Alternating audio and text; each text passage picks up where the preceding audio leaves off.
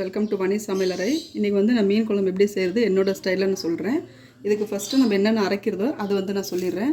1 spoon சீரகம், 1 spoon மிளகு, 2 தக்காளி, ஒரு 10 பல்லு பூண்டு, சின்ன வெங்காயம். இது வந்து நம்ம தனியாக பச்சையாக அரைச்சிக்கணும்.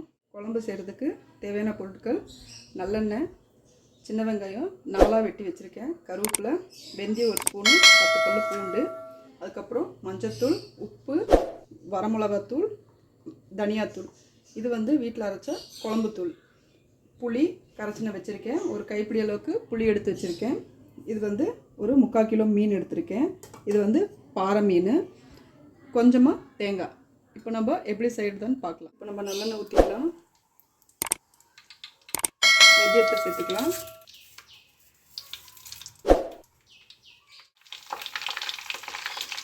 பூண்டு சேர்த்துக்கலாம், கருவேப்பிலை, இப்போ இருக்கிற எல்லா சின்ன வெங்காயத்தையும் நம்ம சேர்த்துக்கலாம்.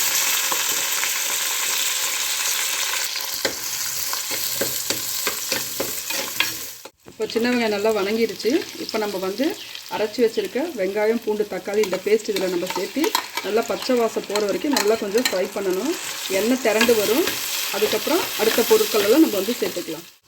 இப்போ நல்லா வணங்கிடுச்சுங்க, பச்சை வாசம் போயிடுச்சு. இப்போ நம்ம அடுத்தது வந்து மஞ்சள்தூள்,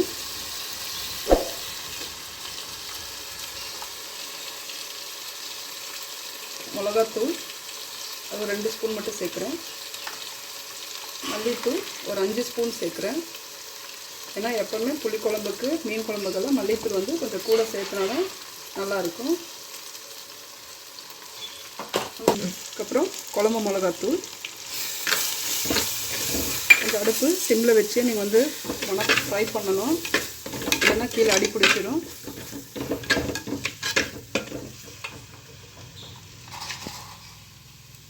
ஒரு 2 ஸ்பூன் அளவுக்கு மட்டும் உப்பு நான் போடுறேன்.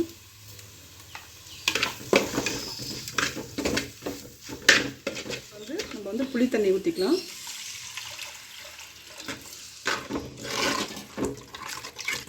புளி நல்லா பச்சை வாசனை போகிற வரைக்கும் நல்லா கொதிக்க விடணும். அதுக்கப்புறம் நம்ம இதில் வந்து அரைச்சி வச்சு வந்து நல்லா கொதிச்சிருச்சுங்க, பச்சை வாசனை போயிடுச்சு. இப்போ வந்து நம்ம அரைச்சி வச்சுருக்க தேங்காய் சேர்த்துக்கலாம். வந்து நல்லா கொதிச்சிருச்சு. இப்போ நம்ம வந்து மீன் போட்டுடலாம். மீன் போட்டு ஒரு 5 நிமிஷத்துலேயே நம்ம வந்து ஆஃப் பண்ணிடலாம்.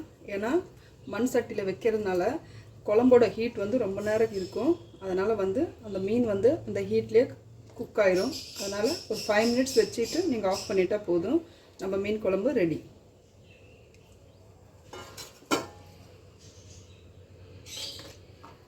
மீன் போட்டதுக்கப்புறம் நம்ம வந்து டிஸ்டர்ப் பண்ணாமல் அப்படியே விட்டுருணும். நம்ம வேறு ஒரு பவுலில் ட்ரான்ஸ்ஃபர் பண்ணிக்கலாம். சுட சுட சாதத்தோடு சாப்பிட்டிங்கன்னா ரொம்ப டேஸ்ட்டாக இருக்கும். கண்டிப்பாக நீங்கள் எல்லாம் ட்ரை பண்ணுங்கள். பிடிச்சிருந்தா ஷேர் பண்ணி லைக் பண்ணுங்கள், கமெண்ட் பண்ணுங்கள். Thank you friends.